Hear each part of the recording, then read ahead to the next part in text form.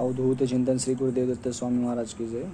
भस्माचा डोंगर हा गाणगापूर ह्या क्षेत्री भस्माचा डोंगर, आता भस्माचा डोंगर तिथं जवळ आहे, संगमाच्या अगदी जवळ आहे, हाकेच्या अंतरावर आहे ते। हा भस्माच्या डोंगरची अशी आख्यायिका आहे की जे भस्म आहे हे जर गुरुचरित्राच्या अध्यायामध्ये पण आहे, हे जर भस्म जर रोज आपण अंगाला लावलं, रोज जरी आपल्याला नाही जमलं तरी आपण दर गुरुवारी जरी अंगाला लावलं तर त्याची जी ऊर्जा आहे ती ऊर्जा खूप प्रचंड आहे। आणि गुरुचरित्र गाणगापूरमध्ये आल्यानंतर आपण संगमावर जाणार आहोत। संगमावर गेल्यानंतर भस्माचा डोंगर आहे, हा पूर्ण डोंगर आहे, पूर्ण भस्म हा पूर्ण डोंगर होता, पण लोकांनी आता ते भस्म घरी घेऊन गेल्यानंतर पूर्ण हळूहळू संपत आहे। माती आणि भस्म याच्यात खूप फरक आहे। ते आजूबाजू जो एरिया दिला एवढा मोठा डोंगर होता, हा खणल्यानंतर आपण खोदल्यानंतर हे अंगाला जर आपण लावलं, म्हणजे गुरुचरित्र वाचन जेव्हा करतो आपण, जेव्हा गुरुचरित्र वाचन करणार, दुर्गा सप्तशती वाचन करणार, आपण नवनाथ पारायण वाचन करणार, कोणतं पण वाचन करणार, ते वाचन करायच्या वेळेस आपण आपल्या अंगाला लावायचं आहे, दोन्ही हाताला, पोटाला, छातीला, डोक्याला। ते हे थोडसं जरी लावलं, हे खोंदून असं घ्यायचं, हे असं भस्म असतं, हे खोंदून घेतल्यानंतर थोडंसं पाणी टाकायचं, याच्यामध्ये लावायची याची पद्धत आहे। हे कसं लावायचं, गोमूत्र घ्यायचं आणि हा थोडा भस्म घ्यायचं, थोडंसं घ्यायचं, काढून आपण लावायचं, गोमूत्रामध्ये लावायचं।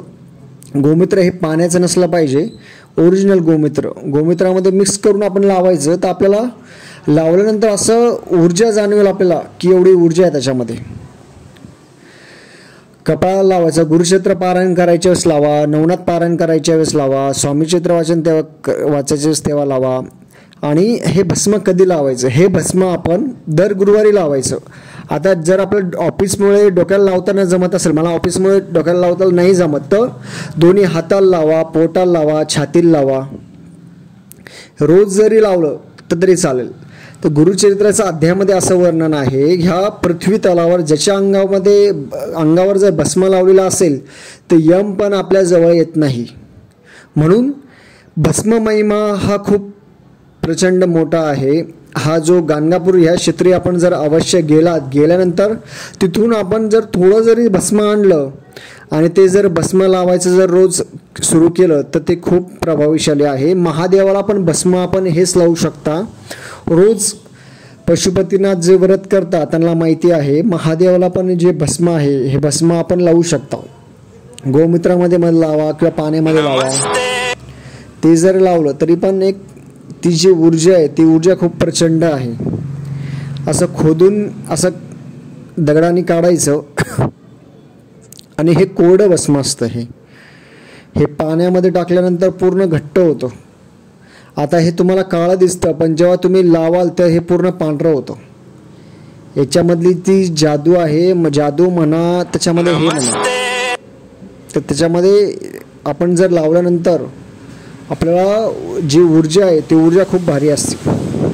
हे काळं दिसतं आता, पण जेव्हा आपण पाण्यामध्ये किंवा गोमूत्रामध्ये लावू तर ते पूर्णपणे व्हाईट होतं। मी गुरुचरित्राच्या माझ्या व्हिडिओमध्ये दाखवलेला प्रयत्न केला, आपल्याला अंगाला लावल्यानंतर ते पूर्ण व्हाईट होतं। एवढी ताकद आहे, आपण कॅरी बॅगमध्ये पिशवीमध्ये घरी आणून रोज लावायचं।